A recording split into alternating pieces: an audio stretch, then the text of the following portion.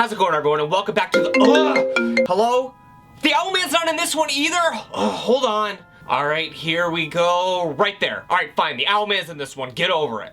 The Devil's Machine is the fourth outing from the Hex Media team, and it's their most ambitious project to date. Our story focuses on historian Brendan Cole, played by Jamie Scott Gordon. Dr. Cole is sent to authenticate an antique clockwork automaton doll, who has been known through legend as the Infernal Princess. Cole, who has intense knowledge of the doll and has written 3 books about its inventor, had always believed that the doll was just a myth. And in particular, he's suspicious that the doll would even be in complete tact or working order all these years later, if it was even real to begin with. But he's offered a substantial amount of money if he can get the doll to operate properly, so he doesn't have much of a choice. He of course doesn't travel alone, however, but instead brings his stepdaughter along with him. Because why not bring your stepdaughter along to investigate a potentially haunted and cursed doll in this creepy as fuck mansion? What on earth could go wrong? This film is strikingly different from Hex Media's other films, except for the casting, of course. First off, let's start with the visuals. While The Black Gloves is presented in hauntingly beautiful black and white, here we're getting lots of color. Lots and lots and lots of color.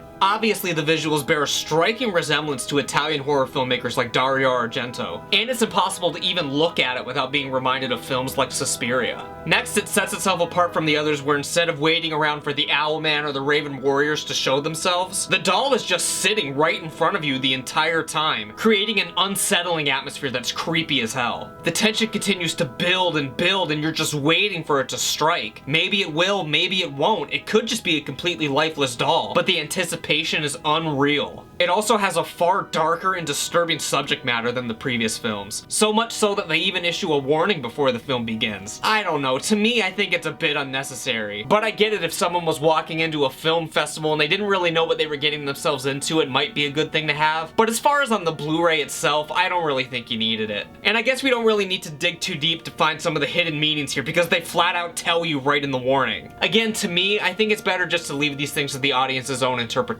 Besides this, we're also given some incredibly uncomfortable moments involving Cole and his stepdaughter. Some, well, sexual moments. I mean, is it really incest if it's just your stepdaughter? Alright, gross, why am I even talking about this? Either way, it's genuinely disturbing. And I get that the doll and the creepy house have an influence over them to get them to act this way, but I don't know. Before they even get to the house, there was something incredibly creepy and off about this relationship. As I said previously, this is by far Hex Media's most ambitious film yet, but I don't think that it was completely pulled off the way that they wanted it to. At times, like with the father-daughter relationship and with the doll itself, it leads to some of the most serious and most disturbing moments out of all the Hex films. But at other times, it does have some of the most goofy moments out of all the films. Particularly when we're dealing with the flashbacks of the time when the doll was first constructed, or when we see visions or apparitions of them throughout the house. The fact that they took a bold risk like this with the period clothing and stuff is really commendable, but it does come off as pretty hokey to me. In general, this is just a really big pet peeve for me, not just in indie films, but in big budget stuff as well. Where to me, no matter what these studios do to try to match period clothing, it always just looks like Halloween costumes or some sort of community Civil War reenactment to me. Hell, even with studios like Disney in the recent remake of Aladdin, the costumes just don't even look remotely authentic to me. And if it can't be completely immersive and believable, you totally lose me. And I'm sad to say that the Devil's Machine falls into this camp when it comes to these sections. Also, as far as the story goes, towards the end it goes completely batshit insane. It sort of comes out of nowhere and I'm pretty mixed about it. I won't get into it here, but just be prepared for it to go completely off the rails at the climax. Well, I've complained enough, so what did I like about the film? Well, for the most part, I enjoyed pretty much everything that happens inside the mansion itself. I think the performances from our 3 leads are extraordinary, especially from the Infernal Princess herself, Alexandra Hume. We've seen the physicality she can bring to a role in Lord of Tears and the Black Gloves with her dancing, but the clockwork movements, the snapping head tilts, and just everything else about this automaton is incredibly creepy. She steals the show yet again, but the other 2 leads are no slouch by any means. They're fantastic as well. I also, in general, just like the story of the film and the backstory of the Infernal Princess, even though we actually have to see it. If we would have just seen it play out through a book or even a monologue or something like that, for me it would have been way better. But if you don't mind the period clothing and stuff, you might be able to get into it. Overall, I think The Devil's Machine is a mixed bag. I do recommend it, but just be aware of some of the issues going in. Again, I do think it has some of the creepiest moments that Hex Media has ever put to film, but it also has some of the silliest ones. So take that for what it's worth. If it sounds like something you're into, definitely check it out. This is the last film to currently be directed by Laurie Brewster and written by Sarah Daly, with Hex Media's newest release, For We Are Many, being an anthology film, which features 13 short stories about demons, all created by different filmmakers. Laurie takes the producer's chair for most of this one, but he did direct the sections in between the shorts that tie them all together. These sections star Nicholas Vince from Hellraiser as a sort of Crypt Keeper type character. But we're gonna talk about Nicholas Vince a little more tomorrow, so stay tuned for that. So yeah, back to For We Are Many. It doesn't really fit in with the rest of our Owlmanathon, and it isn't available to watch it anyway for the time being, so I couldn't review it now if I wanted to. But there is one more week of October, so how are we gonna close out Owlmanathon? Well, join me next week as I revisit the one that started it all, Lord of Tears, and give my definitive ranking of the 4 films so you know which ones to check out first. So with that, I'll see you next week on our final edition of the Owlmanathon. I can't wait to see you there.